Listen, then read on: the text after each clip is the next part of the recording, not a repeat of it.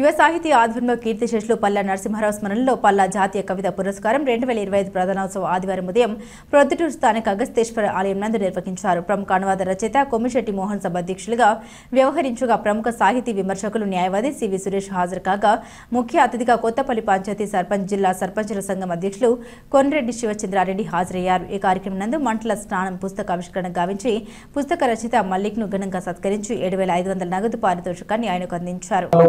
ఒక 200 సినిమా పాటలు, దాదాపుగా 1000కి పైచిలకు టెలివిజన్ సీరియల్ సాంగ్స్ రాశాను.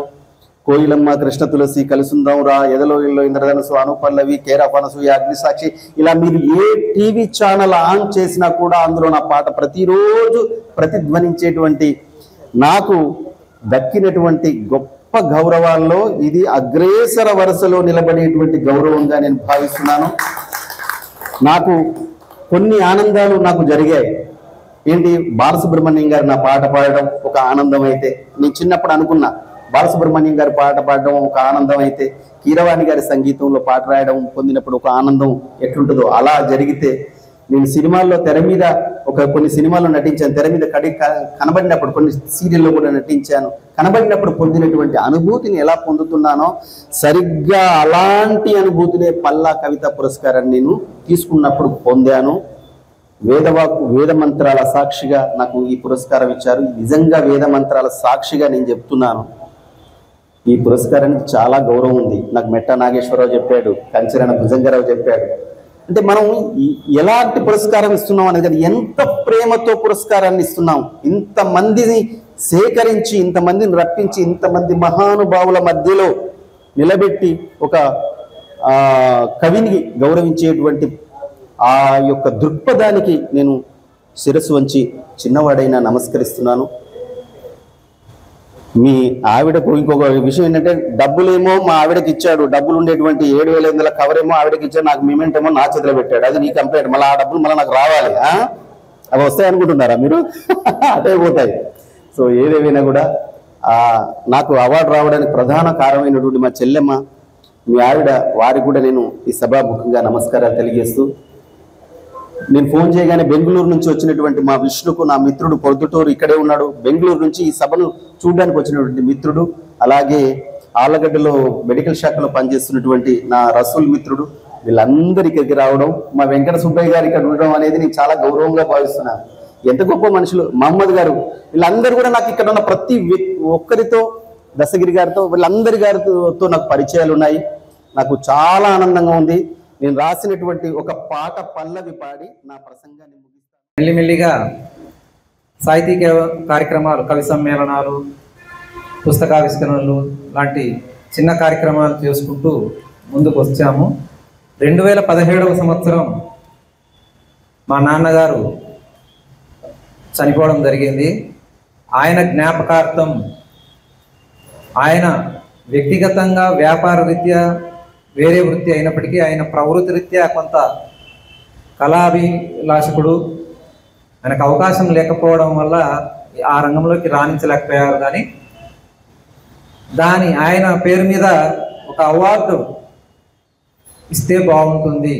ఎందుకంటే నేను 1995 నుంచి, అంటే నేను ఇంటర్ చదివే రోజుల్లో మా మిత్రుడు కూడా ఉన్నాడు ఇక్కడ, అతనికి కూడా తెలుసు, కళాశాల మ్యాగజైన్ వార్షిక పత్రికకు మొదటగా నేను ఒక వ్యాసం రాయడం జరిగింది. అప్పుడు నాకు పరిచయం లేని మా గురువు గారు రామచంద్ర గారు దాన్ని తీసుకొని స్వీకరించి మొదట ఆయన వ్యాసము, తర్వాత నా వ్యాసం ప్రచురించడం జరిగింది. అంతవరకు ఆయన ఎవరో నాకు తెలియదు, నేను ఎవరో కూడా ఆయనకు తెలియదు. ఎందుకంటే నేను ఇంటర్లో హిందీ చదివాను, తెలుగు తీసుకోలేదు, హిందీ చదివాను. కానీ తెలుగులో వ్యాసం రాసి ఆయన పంపిస్తే ఆయన దాన్ని అంగీకరించారు. అది ఒక గొప్ప విషయము. నాకు అక్కడ ప్రోత్సాహం లభించింది. ఓహో, నేను రాయవచ్చు, రాయగలను, ఈ విధంగా వెళ్ళొచ్చు ముందుకు అని చెప్పేసి. ఇంకా ఆ తర్వాత చిన్న చిన్న కవితలు రాయడం కానీ ఆ తర్వాత పెద్దగా పట్టించుకోలేదు. కానీ మళ్ళీ ఆయన పీజీ చదివేటప్పుడు ఆయన ప్రోత్సాహం ఎక్కువగా ఉంది. ఆయన అప్పట్లో సాహితీ స్వరూపం అనేటువంటి ఒక సంకలనం, అందులో ఇక్కడ ఉన్న వాళ్ళు చాలా మంది కవితలు ముద్రితమయ్యాయి ఆయన సంకలనంలో. నా కవిత కూడా అందులో ముద్రితమైంది మొదటగా. అట్లా ఆయన తర్వాత సాహితీ మిత్ర మండలికి నన్ను కార్యదర్శిగా ఎంపిక చేసుకొని ఇట్లా సాహితీ కార్యక్రమాలు ప్రొద్దుటూరులో జరపాలి అంటే రామచంద్ర సారే ఉదారంగా పుస్తకాలు పెట్టి బాగా చేయడంలో ఆయన అందవేసిన చెయ్యిలాగా జరిగిపోతూ ఉండేది ఒక రకంగా చెప్పాలంటే. గత సంవత్సరమే 2 పుస్తకాలు వేశాను. ఒకటి నా సిద్ధాంత వ్యాసం కడప జిల్లా కథలు వస్తు విస్తృతి వైవిధ్యం, రెండవది వచ్చేసి మన వ్యాస సంపుటి వ్యాస తేజం. ఈ 2 పుస్తకాలు గత సంవత్సరము ఇదే పల్లా జాతీయ కవితా పురస్కారం 2024 ఆగస్టు 24వ తేదీ తొగటవీర క్షత్రియ కళ్యాణ మండపంలో బాగా ఘనంగా జరపడం, దాదాపు 100 మంది ఆ రోజు ఇచ్చేసి ఆశీర్వదించడం కూడా బాగా జరిగింది. చాలామంది ఇక్కడ వచ్చిన వాళ్ళు కూడా ఉండవచ్చు. ఆ పుస్తకాలు కూడా దాదాపు అందరికీ ఇవ్వడం కూడా జరిగింది, వచ్చిన వాళ్ళందరికీ ఉచితంగానే ఇవ్వడం జరిగింది. అయితే 2017 మా నాన్న చనిపోవడము, ఆయన పేరు మీద ఈ పురస్కారం పెట్టడము, ఆ సంవత్సరం ఇవ్వాలా అని చెప్పేసి ఉత్తమ కవితా సంపుటికి ఇవ్వాలి అని చెప్పి నిర్ణయించుకొని ప్రకటన జారీ చేశాము. మొదటి సంవత్సరమే బాగా విస్తృతంగా దాదాపు 36 మంది కవులు స్పందించారు. ఎందుకంటే నేను అప్పటికి కొత్తగా పెట్టడం ఒకటి, చిన్న వయసులో ప్రొద్దుటూరు, మరి ఈ ప్రాంతంలో జాతీయ అవార్డు పెట్టాము, ఎంతమంది ఎలా ఉంటుందో స్పందన అనుకున్నాం, కానీ దాదాపు 36 మంది స్పందించారు. అప్పుడు విజయవాడలో ప్రస్తుతం అప్పుడు ఆయన హైదరాబాద్లో పనిచేస్తూ ఉన్నారు LIC ఆఫీసర్గా. కొమ్మవరపు విల్సన్ రావు గారని దేవుడు తప్పిపోయాడు అనే పుస్తకానికి మొదటగా అవార్డు అనేటువంటిది ఇవ్వడం జరిగింది. శక్తి వంచన లేకుండా చేస్తాం కూడా. ఈరోజు ఇక్కడికి ఎక్కడో హైదరాబాద్ నుండి అన్న రాడ మల్లిక్ గారు ఈ యొక్క జాతీయ పురస్కారం రావడం మా యొక్క ప్రొద్దుటూరుకే గర్వకారణం అని చెప్పి నేను అనుకుంటున్నాను. ఆహ్వానించినటువంటి కృష్ణ గారికి, అధ్యక్షుల వారికి మేము కూడా వారికి హృదయపూర్వకంగా ధన్యవాదాలు తెలియజేసుకుంటున్నాము. మేము ఎక్కువ కవితా సంపటికి పొందించి చెప్పే మాటలు మాకు రావు, కావున మరోసారి మన్నించి మా వరకు తెలిసినటువంటిది మేము ఇక్కడే ఈ శివాలయ ప్రాంగణము, ఈ శివాలయానికి చైర్మన్గా ఉన్నాను. మా వరకు మేము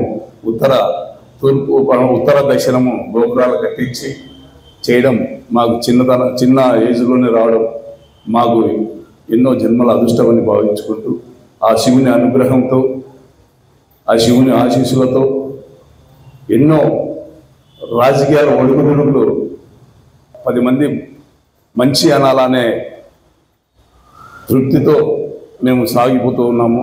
ఖచ్చితంగా నాకు తెలిసి ఎవరికి ఏమి ఇబ్బందులు జరగకుండా ఇప్పుడు ఉన్నటువంటి మేజర్ గ్రామ పంచాయతీలో కూడా నా వరకు నేను మంచి పనులే చేస్తాననుకుంటున్నాను. కావున ఈ యొక్క అవకాశాన్ని ఇచ్చి ఇక్కడికి వచ్చినటువంటి సాహితీ పుత్రులకు సిరిపురి పట్టణం తరఫున మరోమారు హృదయపూర్వకంగా ధన్యవాదాలు తెలియజేసుకుంటూ అన్నగారికి కూడా ప్రత్యేకమైనటువంటి అభినందనలు తెలియజేసుకుంటున్నా. మరి కృష్ణ గారు ముందు సురేష్ అన్న ఆధ్వర్యంలో కానీ మన ఉమ్మిడిశెట్టి మోహన్ గారు జాతీయ అవార్డు గ్రహీత, ఎన్నో అవార్డులు అందుకున్నటువంటి మన చదువుల బాబు గారికి హృదయపూర్వకంగా ఇక్కడికి వచ్చేసినటువంటి మీడియా మిత్రులకు మరోమారు పేరున ధన్యవాదాలు తెలియజేసుకుంటూ నాకు ఈ అవకాశం ఇచ్చినటువంటి వారందరికీ కూడా మరోమారు సెలవు తీసుకుంటున్నాను.